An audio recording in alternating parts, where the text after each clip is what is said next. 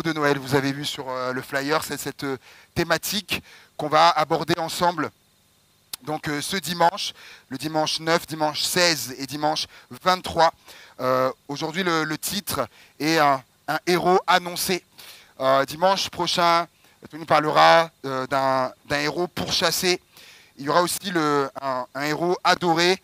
Et enfin, on conclura avec ce titre, un héros nous est né.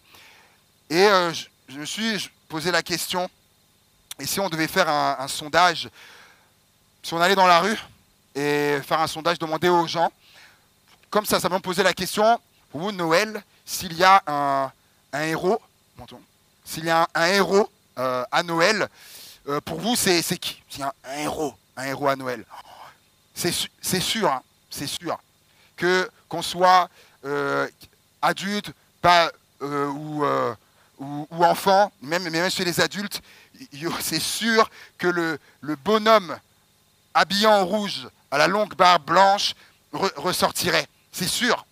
À Noël, il y a un héros. Ah bah oui, avec voilà, tout etc. Même si ce n'était pas de façon sérieuse, ce nom ressortirait, c'est sûr, c'est sûr. Le héros de Noël. Et je me suis penché sur la définition du héros. Voir ce que le dictionnaire disait du héros. Et c'est très intéressant quand on regarde. Et il est dit, c'est une personne, et j'ai même sélectionné parce qu'il y a tellement de choses, c'est une personne qui fait preuve d'un grand courage, ou synonyme ou de bravoure. Et je me suis dit, ouais, ok, ouais, pourquoi pas, je pense qu'il faut un peu de courage, c'est vrai, pour passer d'un toit à un autre, c'est vrai, essayer de passer par la cheminée, il faut un peu de courage, c'est vrai, mais je me dis ça en comparaison de porter une croix très lourde et d'être là et d'être crucifié, qu'on te plante des clous dans les mains, dans les pieds. Tu sais, quelle est la mesure entre les deux du courage et de la bravoure. Un héros, c'est également une personne qui tient le rôle principal dans une histoire. Film, théâtre, livre, etc. etc. On est à cette période-là, vous savez, c'est parti, il y a ce qu'on appelle les films de Noël, et je sais que je parle à plusieurs qui ils savent de quoi je parle. Je me confesse, j'aime bien ça, film de Noël, et c'est marrant de voir que souvent dans ces films-là, à un moment donné, on croise à un moment donné dans la rue, le bonhomme, il est là, oh, quel est ton vœu, qu'est-ce que tu veux comme vœu? Et là, on ressort ce héros qui est là, mais quand on parle d'histoire, et je me disais, la plus grande des histoires, et ça tout le monde est d'accord pour dire ça, la plus grande des histoires, c'est l'histoire de l'humanité. L'histoire de l'humanité. Et quand on considère l'histoire de l'humanité, je ne crois pas qu'il y ait un de nous ici, lorsque on était au collège, peu importe, dans nos livres d'histoire, quand il y a eu des événements qui sont datés, je n'ai pas encore vu que ça s'est passé 450 ans avant Père Noël. Ou 300 ans après. Et là, vous commencez à voir où est-ce que je veux en venir. C'est toujours la même personne, croyant, incroyant, partout, c'est daté à partir de la venue d'une certaine personne. Et ces choses-là doivent nous faire réfléchir. C'est un homme, également un héros, un homme-femme qui incarne dans un certain système de valeurs, un idéal d'élévation morale. Oui, alors ok, c'est bien vouloir offrir des cadeaux à tous les enfants du monde en une nuit géniale. Ok. Mais quand on demande aux gens, croyants, incroyants, une personne où l'élévation morale et autres, croyants ou incroyants, certains vont vous parler, vont vous citer, pour le coup, vont vous citer la personne dont on va parler là. C'est très intéressant. Idéal de valeur, très haut. C'est un homme, une femme qui porte un trait de caractère à son plus haut degré. Et exemple très intéressant, le dictionnaire qui dit un héros de sagesse, de désintéressement, de constance. Dites-moi, ces trois adjectifs-là ne représentent-ils pas la personne-là de qui on va parler? Celui qui se trouve sous les feux de l'actualité, c'est ça aussi un héros, qui fait momentanément l'objet de l'attention et de la considération générale. Ça, je pensais à cet homme-là qui, il y a plusieurs mois de ça, n'est-ce pas, vous vous rappelez, a sauvé un enfant qui était suspendu à un étage, il est devenu un héros. Et c'est normal. Il est même allé jusqu'aux États-Unis, il a reçu une récompense, tout ça. C'est un héros. Mais maintenant, on n'en parle plus trop. Hein. C'est un héros qui est momentanément l'objet de l'attention sur les feux de l'actualité et de la considération générale. Mais moi, ce qui m'interpelle, c'est que plus de 2000 ans après, il y a un artiste, musicien, qui s'appelle Pascal Obispo, qui décide de faire une comédie musicale sur un certain homme. Moi, je vous dis, moi, ça m'interpelle. Plus de 2000 ans plus tard, c'est plus juste à un moment donné, plus de 2000 ans plus tard, encore sous les feux des projecteurs, de l'actualité, etc. Pareil, peut-être certains connaissent le spécialiste des royautés, Stéphane Bern, qui a eu à un moment donné une émission, un reportage qui était un homme nommé Jésus. Pour ceux qui l'ont vu, un homme nommé Jésus. Plusieurs sessions d'épisodes. Ça m'interpelle. Et dernièrement, j'ai vu un article dans Le Figaro, qui a une enquête qui parle de Jésus-Christ. On est là face à un vrai héros. Un vrai héros. Et vous l'avez bien compris, hein, bien sûr, ce héros est autre que Jésus-Christ. Et mon titre est un héros annoncé. Pourquoi annoncé ? Parce que des siècles et des siècles, ça plus de 600 ans avant sa venue, des prophètes avaient annoncé déjà sa venue. Et on va voir ensemble, on va les explorer les uns à la suite des autres et voir ce qu'ils nous enseignent pour nous aujourd'hui, notamment concernant ce héros. Le premier texte, on le lit dans le livre de la Genèse, au chapitre 49 et au verset 10. Genèse, chapitre 49 et le verset 10.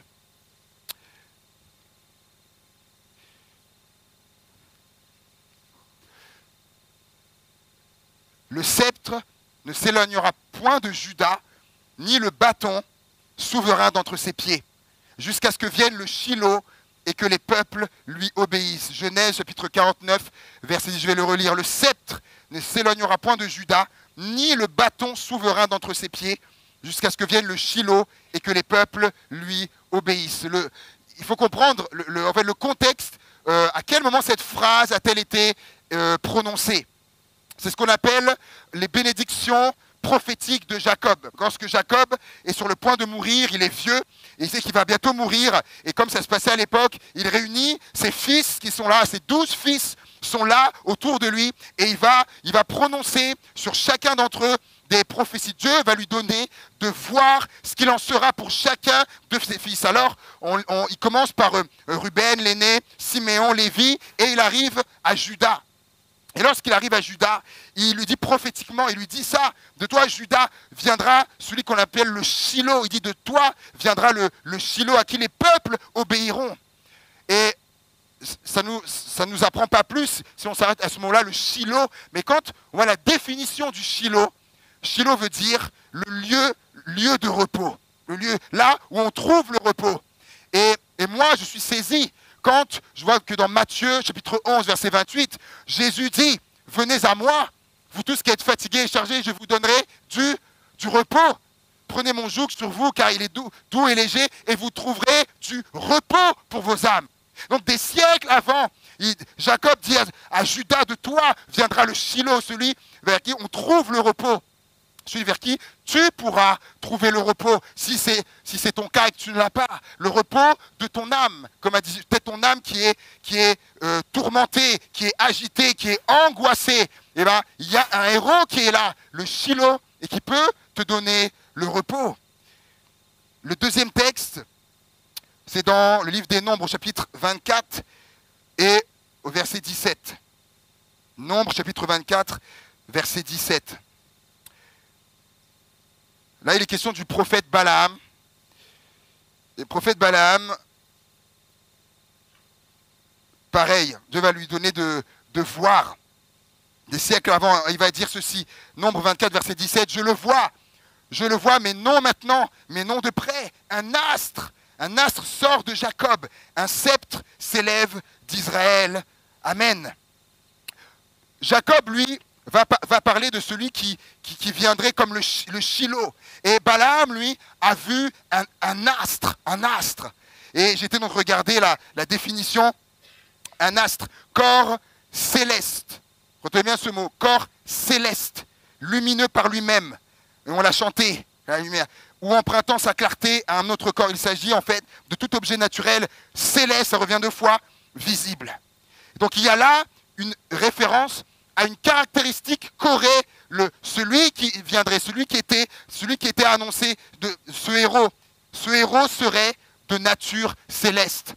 Et c'est très intéressant que l'ange qui était envoyé vers Marie, quand il va lui dire, voilà, Marie, femme, tu es bénie d'entre les femmes, etc. Le Saint-Enfant viendra à toi, le Saint-Esprit te couvrira de son ombre, et le Saint-Enfant qui naîtra de toi, voilà, tu lui donneras le nom de Jésus. Il dit, et il sera fils du Très-Haut.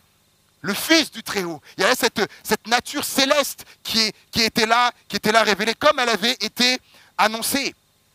Les planètes, les comètes, les étoiles sont des astres.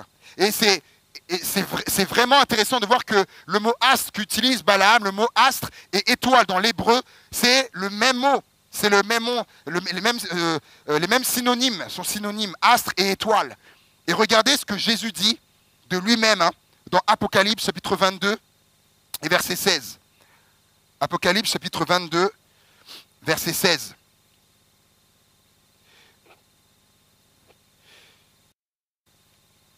Il dit, moi Jésus, j'ai envoyé mon ange pour vous attester ces choses dans les églises. Je suis le rejeton et la postérité de David, l'étoile brillante du matin. Et là, Jésus parle de lui-même. Il dit, je suis l'étoile du brillant. Je suis celui que Balaam avait annoncé, l'astre. C'est moi. Je suis cette étoile-là.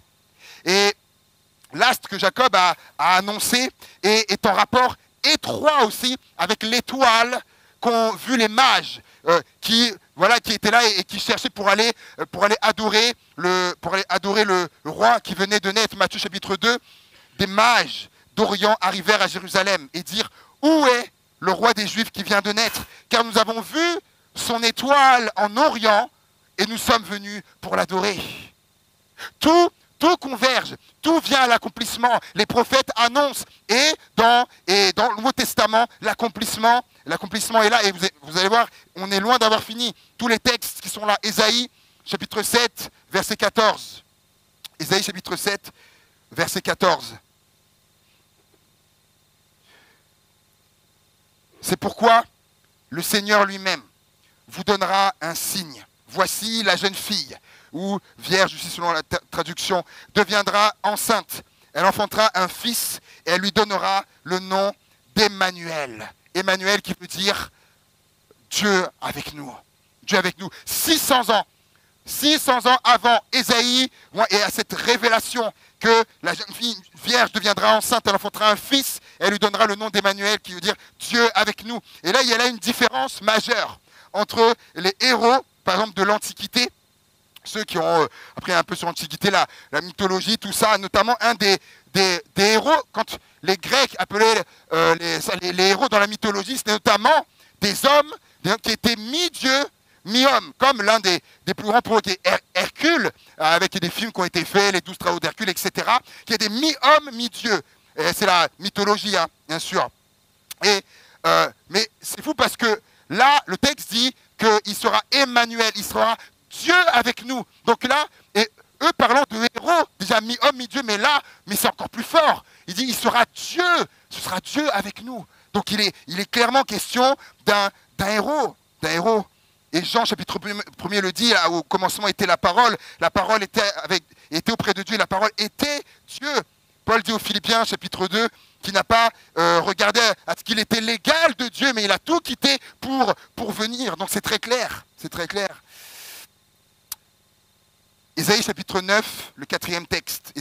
Ésaïe chapitre 9, verset 5. Partie du texte que j'ai lu pour la scène. Car un enfant nous est né, un fils nous est donné, et la souveraineté reposera sur son épaule. On l'appellera merveilleux, ou admirable, conseiller, Dieu puissant, Père éternel, prince de la paix. Et là, Ésaïe, quand il dit ça, et qu'il voit ça des siècles avant, ce héros-là, ce héros sera un héros qui sera admirable, qui fera des merveilles. Et c'est pareil, saisissant de voir que dans les évangiles, lorsque Jésus opère ses premiers miracles et guérisons, à un moment donné, un peuple qui est là et dit de Jésus, mais il fait tout à merveille. C'est admirable ce qu'il fait. On voit encore l'accomplissement qui est là, un héros qui fera des merveilles, un héros qui sera puissant, donc Dieu qui sera puissant. Luc 24, Jésus est ressuscité. Et il est là sur le chemin d'Emmaüs et les deux disciples qui sont là, qui sont attristés, qui parlent de ce qui vient de se passer. Il vient cheminer à côté d'eux, ils ne le reconnaissent pas. Il leur demande, mais de quoi discutez-vous en chemin? Pourquoi êtes-vous si tristes? Et là, eux de lui dire, mais es-tu le seul qui n'a pas appris ce qui s'est passé à Jérusalem? De ce que Jésus de Nazareth, qui était un prophète puissant en œuvre et en parole. Et Isaïe l'avait dit, il viendra, il sera Dieu puissant.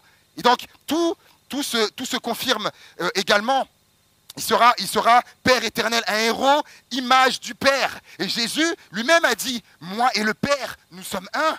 Le Père est en moi, et moi je suis dans le Père. Et il dira également à Philippe, qui lui dira, mais montre-nous le Père. Et il dira, mais Philippe, depuis le temps que je suis avec vous, vous ne m'avez toujours pas connu. Il dit, mais celui qui m'a vu a vu le Père. Et oui. Et Ésaïe l'avait annoncé. Il dit, il sera également le prince de la paix, un héros qui apportera la paix. C'est Jésus lui-même qui l'a dit. Avant de repartir, il dit, je vous laisse ma paix maintenant. Et je vous donne ma paix.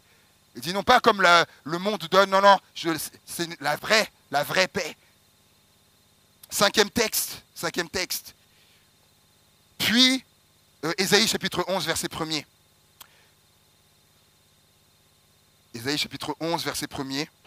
Avant, ça va s'afficher. Puis, un rameau sortira du tronc d'Isaïe, et un rejeton naîtra de ses racines. Je vais le relire, il est très court. Puis, un rameau sortira du tronc d'Isaïe, et un rejeton naîtra de ses racines. Vous direz, c'est encore Ésaïe, mais oui, Ésaïe est le prophète qui a eu le plus de révélations concernant la venue du Christ, la venue du Messie. Et il utilise deux termes là qui méritent explication. Il dira, puis en parlant du héros de Jésus, un rameau sortira du tronc d'Isaïe et un rejeton naîtra de ses racines. Le rameau est défini comme une division, une ramification d'une tige, d'une branche d'arbre ou une petite branche. Je ne sais pas si vous avez déjà vu ça en forêt ou ailleurs. Lorsque un arbre a été coupé et qu'il reste donc que le tronc, des fois au bout d'un certain temps, il va y avoir une petite branche qui va commencer à pousser. Et c'est ça le rameau, c'est ça là. Et il parle que celui qui viendra, ce héros qui viendra, il est comme un rameau. Je dis, mais qu'est-ce que ça veut dire ça, un rameau? Et en fait, quand j'étais là et j'ai relu le mot arbre, ce qui est vu dans mon esprit, c'est l'arbre généalogique, sa généalogie. Et là encore, parce que mes amis, tout est dans la Bible, tout est dans la Bible. Regardez dans Matthieu chapitre 1er au verset 1er. En fait, là, 600 ans avant, Ésaïe était en train d'annoncer que Jésus, que ce héros serait un descendant d'Isaïe. Matthieu chapitre 1er et verset 1er. C'est ce qu'on appelle donc la généalogie donc de Jésus-Christ, fils de David, fils d'Abraham. Abraham engendra Isaac. Isaac engendra Jacob. Jacob engendra Judas et ses frères. Judas engendra de Tamar, Pharès et Zara. Pharès engendra Esrom. Esrom engendra Aram. Aram engendra Aminadab. Ne vous inquiétez pas, je ne vais pas lire toute la généalogie en entier. Aminadab engendra Naasson. Naasson engendra Salmon. Salmon engendra Boaz de Rahab. Boaz engendra Obed de Ruth. Et Obed engendra Isaïe. Et Isaïe engendra David. Isaïe a dit, il sera le rameau qui sort du tronc d'Isaïe.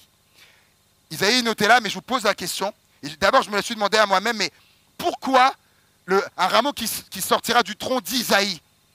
Parce qu'on vient de le lire là, on vient de lire plusieurs prénoms qui sont là dans la généalogie. Pourquoi pas un rameau sortira du tronc d'Aminadab ou de Pérès ou de Zara. Parce que si vous lisez dans la généalogie, il y a Zara. Vous avez c'est par exemple, c'était déjà là.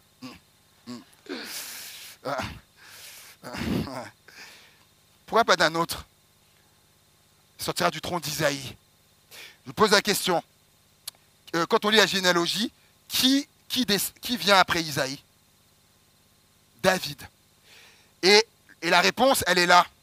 Parce qu'en fait, David, dans la généalogie, là, David est le premier des rois. Des gens qui sera un roi. Et c'est pour ça. C'est la dimension de royauté, mais on va le voir après. Et c'est lié, il dit un rameau et un rejeton. C'est pas pour rien, le rejeton, c'est une nouvelle pousse produite par une plante vivace ou ligneuse à partir de sa souche. Il y a une lignée. Il est en train de dire que ce héros sera de lignée royale. Il sera de lignée royale. Et regardez, Jérémie chapitre 23, verset 5. Jérémie chapitre 23, verset 5. Voici les jours viennent, dit l'Éternel, où je susciterai à David un germe juste. Et on va l'expliquer après. Il régnera en roi et prospérera, il pratiquera la justice et l'équité dans le pays. Un peu plus loin, au chapitre 33, les versets 15, 17, il dira, en ce temps-là, je ferai germer à David un germe de justice. Parce qu'il y aura eu avant tellement de rois injustes, mais lui sera juste. Zacharie dira, au chapitre 6, verset 12, Zacharie 6, 12, voici un homme dont le nom est germe. Il portera la gloire et il s'assiera et dominera sur son trône. Donc, on parle bien là d'un roi. Ce héros qui viendra sera un roi. Je lisais cette semaine, c'était jeudi.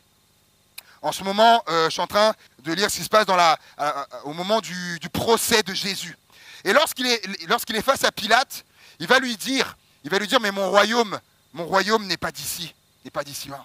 Et là, Pilate, qui va lui dire, mais pourquoi es-tu roi? Il va lui dire, tu l'as dit, je suis roi. Je suis roi. Et lorsqu'il va être crucifié également, Pilate va mettre cette mention, cet écriteau au-dessus de sa tête sur la croix. Celui-ci est le roi des Juifs. Et le roi, cette notion de royauté, ce sera un héros qui sera roi. Qui sera roi. Mais vous me direz, mais attends David, on vient de lire là, le 6e texte, je susciterai à David un germe. Un germe, mais c'est quoi finalement un germe?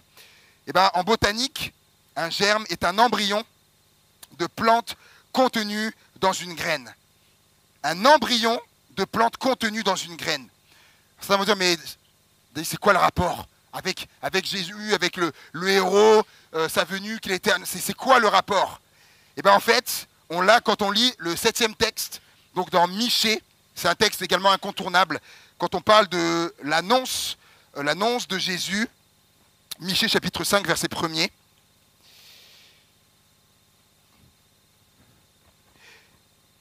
Et toi, Bethléem, Ephrata, petite entre les milliers de Juda, de toi sortira pour moi celui qui dominera sur Israël, et dont l'origine remonte aux temps anciens, aux jours de l'éternité.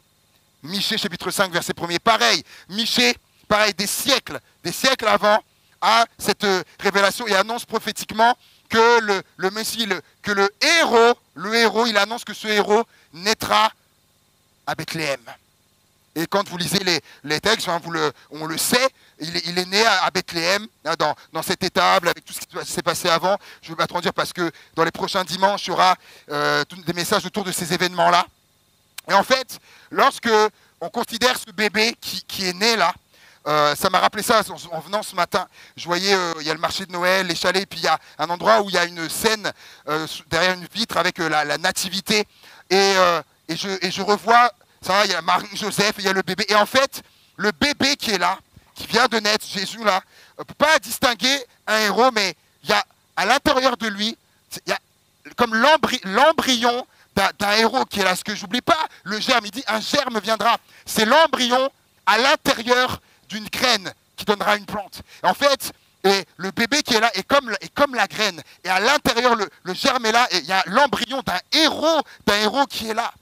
Et quand je pensais à ça, à la graine, c'est un exemple qui m'a toujours frappé, qui me frappe toujours, de considérer quand vous prenez une graine, prenez un pépin de pomme par exemple, de se dire que dedans, un pommier sortira, je ne sais pas, mais on le sait, mais quand on s'arrête un instant, moi ça me frappe, que d'une graine qui est comme ça, sortira un pommier, et que dedans est contenu un pommier, et même plus que ça, il y a avec des pommes qui à leur tour produiront encore des pommiers, mais c'est juste fou. Et quand il est parlé que Jésus, ce héros sera un germe, ce bébé qui est là, germe qui est là au stade embryonnaire, ce héros qui est là, mais de lui, il y aura des fruits qui sortiront, mais de façon démultipliée.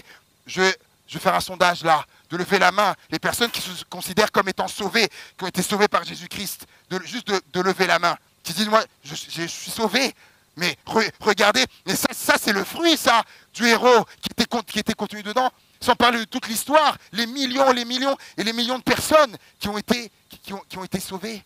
Le germe était là, du sauveur, parce que, je termine, ce qu'on attend, notamment d'un héros, c'est souvent caractérisé par étant un sauveur. On parle souvent notamment des pompiers, des gens comme ça, comme des héros. Mais oui, c'est vrai, ils sauvent des gens, ils sauvent des héros. Et là, il y avait, dans ce bébé-là, embryonnaire, le héros, le sauveur qui était là. Et c'est l'annonce qu'ont fait les anges aux bergers qui étaient là, quand ils se sont montrés à eux. Savez-vous qu'aujourd'hui, dit dans la ville de David, il vous est né un quoi? Un sauveur, qui est le Christ, le Seigneur. Et je termine avec ça, c'est ma vraie conclusion. Regardez-moi, Luc chapitre 1er. Regardez, Luc chapitre 1er, versets 68 à 70. Luc chapitre 1er, versets 68 à 70. On peut même lire à partir du verset 67. C'est le cantique de Zacharie. Zacharie, son père, fut rempli du Saint-Esprit et il prophétisa en ces mots. Béni soit le Seigneur, le Dieu d'Israël, de ce qu'il a visité et racheté son peuple et nous a suscité un puissant sauveur dans la maison de David, son serviteur. Et comme il l'avait annoncé par la bouche de ses saints prophètes des temps anciens, un sauveur, alléluia, qui délivre de nos ennemis. Et je pense qu'on peut acclamer le sauveur, le héros, celui qui est vraiment le héros. Alléluia, qui est vraiment le héros. Et j'aimerais vous inviter à vous lever.